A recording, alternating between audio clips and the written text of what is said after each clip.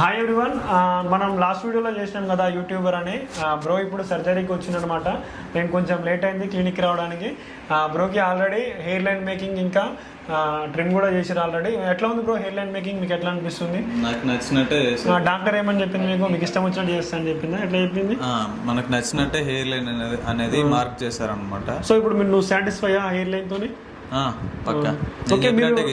అదే ఇప్పుడు నేను కొంచెం రావడం లేట్ అయింది, కొంచెం ప్యానిక్ అవుతున్నా. నిన్న దేనివల్ల భయపడుతుర్రు? ఎందుకని? అంటే నొప్పి ఉంటదేమో, ఇంకేదన్నా అవుతుంది. అట్లా ఏముండదు బ్రో. నేను కావాలంటే మీకు సర్జరీ అనసిచేటప్పుడు పక్కమటే ఉంటా, చూస్తా. నేను మళ్ళీ స్లిట్ మేకింగ్ అప్పుడు కూడా మీ దగ్గరనే ఉంటా, చూసి చేస్తా. ఇంకా మీరు ప్యానిక్ అవ్వాల్సిన విషయం ఏదైనా ఎవరైనా గుర్తుపెట్టుకోవాల్సిన విషయం ఏంటంటే, సర్జరీకి వెళ్ళే ముందు మీకు ఏమైనా డౌట్స్ ఉంటే అన్నీ ఫస్ట్ క్లియర్ చేసుకోవాలి. అంటే 1 డే బిఫోరా లేకపోతే 1 వీక్ బిఫోర్ క్లియర్ చేసుకొని మీరు సర్జరీకి ప్రీ ప్లాన్డ్గా రెడీ ఉండాలన్నమాట. మీరు సర్జరీ అయినప్పుడు లేనిపోని డౌట్స్ పెట్టుకొని ఆ మైండ్లో పెట్టుకుంటే అనవసరంగా బీపీ పెరిగి ఆ సర్జరీ చేసేటప్పుడు వాళ్ళకి కొంచెం ఇబ్బంది అవుతుంది అనమాట. బీపీ అనేది ఎక్కువ, బ్లడ్ ప్రెషర్ ఎక్కువ ఉంటే వాళ్ళు సర్జరీ కూడా చేయరు.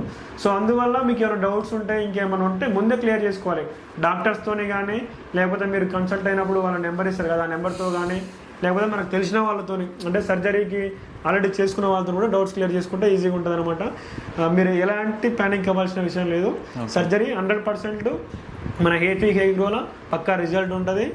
అది ఇంకా మనకి హైదరాబాద్లో మీరేమన్నా ఫస్ట్ నుంచి సూరత్కి పోదాం అనుకుర్రు, బట్ ఇప్పుడు మనం హైదరాబాద్ అయ్యేసరికి మీరు కొంచెం డౌట్ఫుల్గా ఉంటారు. కానీ మీరు అలాంటి డౌట్ కూడా ఉండొద్దు బ్రో, ఎందుకంటే మన త్రూనే ఆల్మోస్ట్ ఒక 20 మెంబర్స్ వరకు హైదరాబాద్లో చేసుకున్నారనమాట క్లినిక్ స్టార్ట్ అయిన దగ్గర నుంచి.